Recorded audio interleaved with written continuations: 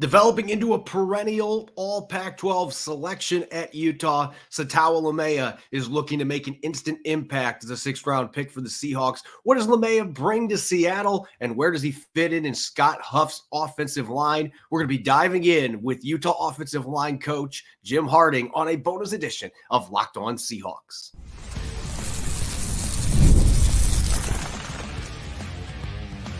You are Locked On Seahawks, your daily Seattle Seahawks podcast, part of the Locked On Podcast Network, your team every day.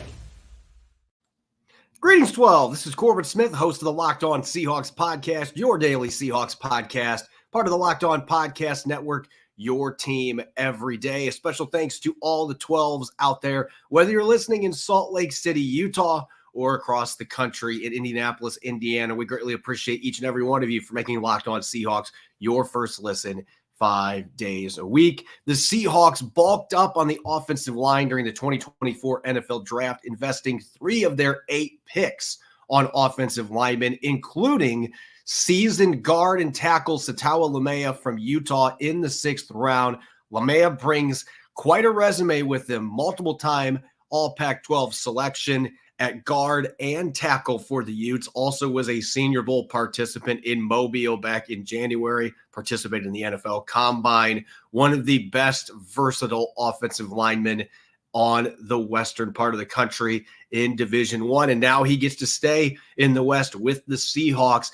Breaking down Sataoa Laumea's game, we're glad to have Jim Harding, the assistant head coach, offensive line coach for the Utah Utes, joining us. Thank you, Jim. We greatly appreciate it. So we were laughing during the conference call after the Seahawks picked Sataoa because I had been reading about how soft-spoken he was and more of a actions on the field type player. And then he was sitting there discussing having 9 siblings and having to battle for the breakfast every morning to get the cereal. And how does he stack up as a competitor compared to other offensive linemen that you have coached at Utah? Yeah, he's certainly one of the more passionate guys I've been fortunate enough to coach. Very much, it's very important to him to be competing at a very high level, and certainly I think the passion that he has for the game, it shows on the field. Like you said, he's not the most outgoing guy. However, I think the way he plays on the field speaks for itself. He played at Eisenhower High School in California, and you guys obviously made recruiting him a priority. But what did you see when he was coming from the prep level? Because that was such an important part, at least before NIL and the transfer portal. That was a huge part of roster building for college programs. What did you see from him at that stage that jumped out to you, making him a target to bring to Utah? Explosive, very physical. He actually played O and D line, and some of his defensive line film is really what stood out just in terms of his ability to snap off the ball, his quick twitch, his change of direction, those sorts of things. And then certainly at the offensive line position, they would pull him and you could see him out in space, just very light on his feet. And again, very similar to what he did at our place. He enjoyed finishing blocks and blocking downfield. And so to us, it was a no-brainer from the first time I saw his film when I evaluated it. I was looking back at a bunch of your guys' depth charts at Utah over the years in your 10-plus seasons at Utah. And generally, you mostly have had upperclassmen that have been in the lineup for the offensive line. But Sataoa is one of the few players that after redshirting, COVID season, started all 5 games, then never looked back. What do you think set him up to be able to do that? Because, again, you mostly have relied on older upperclassmen on the offensive line. What really allowed him after that redshirt season to be able to step in the lineup that quickly and then be able to stay in the lineup at 2 positions over the last 4 years? Being humble and being hungry. This kid was very much a sponge when he arrived. He wanted to learn technique, fundamentals, got in the playbook, things like that. And truthfully, there were discussions of playing him as a true freshman. Coach Whittingham saw him down on scout team against our defensive line and was very, very impressed by what he had done, just his work ethic, how he went about his business. And so, the COVID year, playing those 5 games, at that time he started at right guard and played the 2 years at right guard and then 2 at right tackle. But really his ability to come in, learn the offense, focus on the technique and fundamentals, and really his desire to be great early allowed him to play early here at Utah. He was a multi-time All-Pac-12 selection. He also was a player that got a Senior Bowl invite and participated. A very successful career for the Utes. Given your commitment to developing players, I believe you've had 2 other players that were Morris Award winners, and your commitment to developing NFL talent, you've had a bunch of players that have been selected in the NFL, Sataoa being just the latest. How did you see his game evolve over those 4 seasons? And since he played multiple spots and started 2 years as a right guard and right tackle, where do you foresee him having the best fit in the NFL with the Seahawks? Yeah, the first question, how he evolved, I think he became a student of the game. He relied on a lot of natural ability early on in his career, and that obviously, he was successful doing that. But I think as he matured through the program, understood what we were trying to do offensively, what defenses were trying to do to us, I think that is where his game really evolved and where he improved in his time here. And so, and the second question you had was, where do you see him being the best fit in the NFL, since he played both of those positions at a high level in the Pac-12? Yeah, I think he's an interior player. I think you're going to be able to see his ability to, be athletic. I do think, and I know I talked a little bit briefly with Coach Huff. He has a unique ability to be productive, I think, both in the zone schemes, just because of his athleticism, and then also in the gap schemes. I do think he has some really good functional strength. So if I had to guess, I would think that there were, and I don't know for sure, but my assumption would be they put him at one of the guard spots, and in a pinch he might be able to go out and play right tackle. But at that level, there's a different, obviously, level of athlete, on the edges. But I would assume they're going to put him inside. That was a perfect segue into schematics, because I was wondering about, and I've had a chance to go back and watch some All-22 that's out there looking at Sataoa's game, but because of the athleticism and explosiveness that you've talked about, and the fact that he likes to finish and seems like he's got a fairly well-rounded game at this point, being a 4-year starter, do you view him coming into the league from a schematic standpoint? What is the best fit for him? And is it an offense where he's going to be asked to do more zone blocking, more pulling guard assignments, or is it going to be one where he fires out of his stance more in gap schemes and you're able to get him off blocks and get him to the second level? Yeah, that's a great question. I don't mean to straddle the fence on this, but I do think he's really versatile. Where I think he's really going to show to be a plus type player would be in the zone schemes, just, the outside zone or stretch plays where he can get out and run. He's got great size at 320 pounds, but yet has that ability to run. Now, we did obviously pull him here when he was a guard. There's multiple clips of him on a counter play of pulling and doing a great job of redirecting, blocking the end man on the line of scrimmage, things like that. So I don't mean to, sidestep the question, but I think he can do both. But if I had to pick one, I would say that the zone scheme is probably where his talents will be highlighted the most.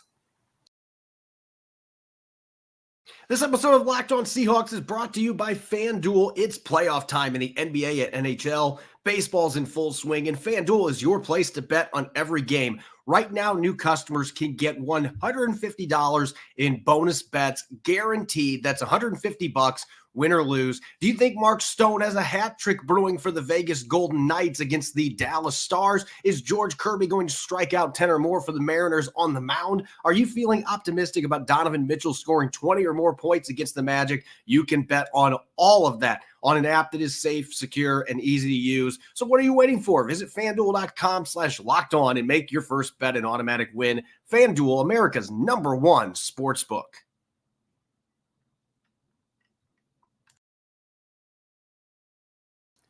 I'm not a hostage to Pro Football Focus numbers, but I do like their advanced metrics, not the grades necessarily, but I like their advanced metrics. And I was looking over his career, and the first year that he played right tackle in 2022, they had him down for giving 5 sacks, none last year. Where have you seen that movement to right tackle help him as a pass protector? And where's that going to benefit him with you saying playing inside? That's where I expect the Seahawks are going to be playing as well. But how does that experience, 2 years playing right tackle, having to deal with speedy edge rushers, how does that help him now going back inside, going against NFL defensive tackles? Yeah, I think, you're looking at guys at that level that, even the inside guys, they have moves, they have the ability to work edges. I think that's where that tackle experience is going to help Sataoa against those guys that are more lateral rushers on the inside. Defenses that put maybe a package in where there's defensive, 4 defensive ends in, for example, on a passing down. Those are places where I think that tackle work will certainly help him, just in his ability to look at, on the edge at our level, on the edge, what are the strengths of those guys? And that's more of a focus for our tackles at the college level. There's not as many finesse rushers on the inside. But the one thing I would highlight when you go back to his first year at right tackle, he actually went through all of camp. And this isn't a great thing on my part, but went through all of camp at guard, and we had every expectation that he was going to continue playing guard. And then the week we played Florida in week 1, I believe it was a Tuesday before, and he had gotten some reps at tackle during practice, but we made the full-time switch right before we went down to the swamp and played. And so it was certainly a baptism by fire type deal, in the game. But as the year went on, he got better, and that certainly we were confident in leaving him out there that second year at tackle. That's got to be something that jumps out to the scouts and the coaching staff for the Seahawks and other NFL teams too, though, seeing that there's a kid that maybe he hasn't had the preparation at a spot, but he's willing to go out there and he's going to quickly adjust and then ends up becoming a really solid All-Pac 12 tackle. So that shows great versatility. Maybe I'm putting you on the spot a little bit with this question because you coached him for 4+ years. You obviously had the redshirt season as well in there to be able to work with him. But when you look at Sataoa's career at Utah, is there one play, or maybe it's just one game in general, that jumps out to you that really showcases his game at its very best, that shows what he could be for the Seattle Seahawks at the next level? Yeah, 2021, playing UCLA at home. I'm sure if you go to social media, it won't be hard to find. He was playing right guard, and we were running a counter play. We're on about the 12-yard line going in, and UCLA was running a pressure. The guy didn't see the puller, and he just lays out the UCLA kid, and that's great and all. But what I love about it is his reaction after the play, his excitement. It definitely, when you sit and talk to him, it doesn't match what you'd think he would be on the field. But I just highlight that play as a way of showing how passionate this kid is about football. It was a great play. We scored it, it opened up the hole. We scored a touchdown on it. But that is the type of player I think Seattle's getting. Somebody that, he may be quiet, and he may, kind of, I don't want to say stick to himself, but he's just a quiet kid. But on the field, his emotion, his passion for the game shows, and that's a perfect play to highlight that. I have seen this play. I actually was watching that game a few years ago when it was on TV, and I remember seeing him just blow that guy up. And now that we have some perspective on him and his siblings having to race for their breakfast cereal, you can see where the pulling guard skills come from in the house. I really appreciate having the chance to speak with you, Coach Harding. One last question here, because fans, they want to see what Sataoa is as a player on the field, obviously, but fans also are drawn to what makes up a player off the field. And looking at your experience, is there a story that you can share from your time with him that really encompasses not just the player, but the man that the Seattle Seahawks are going to be bringing to town? I really think Sataoa is somebody that is all about family. I mean, you've mentioned a couple times how large his family is. His mom is somebody that I communicated with on a regular basis. She would text me after the games, even if we lost, about, hey, coach, we're going to get this thing and we're going to be all right. And this is a kid that you guys are getting that, comes from a humble beginning, somebody that's he's the first college graduate in the family. If I'm pretty sure that I'm right in saying that, somebody that, he is going to do everything he can, in my opinion, to help, not only himself at that level. And I get that it's a different level in the NFL, but he's going to do everything he can to help the team. And, the story I mentioned earlier about moving midweek, going down and playing an SEC opponent, didn't flinch. I mean, this kid is going to do everything he can. He's going to represent the organization the right way. He may be one, and there's probably people that listen to this, so I got former players that get mad if I say this, but he might be one of my most favorite kids that I've ever coached. I mean, he is such a great person. I don't have a specific story other than just his entire time here. I mean, shoot, I wish he still had one more year left, so I'm a little upset that he left. But no, in all seriousness, I think you guys are going to be very happy with what you got, not only what you see on the field, but also off the field. With him making that late switch to right tackle, I'm wondering if the Seahawks, since they drafted Christian Haynes too, are going to slide him over to the left side and see if he can play left guard. And with him being able to do that last minute, I expect that there's a chance he's going to be able to do that. So I'm looking forward to getting to watch this kid. Rookie mini camp starting today at the VMAC.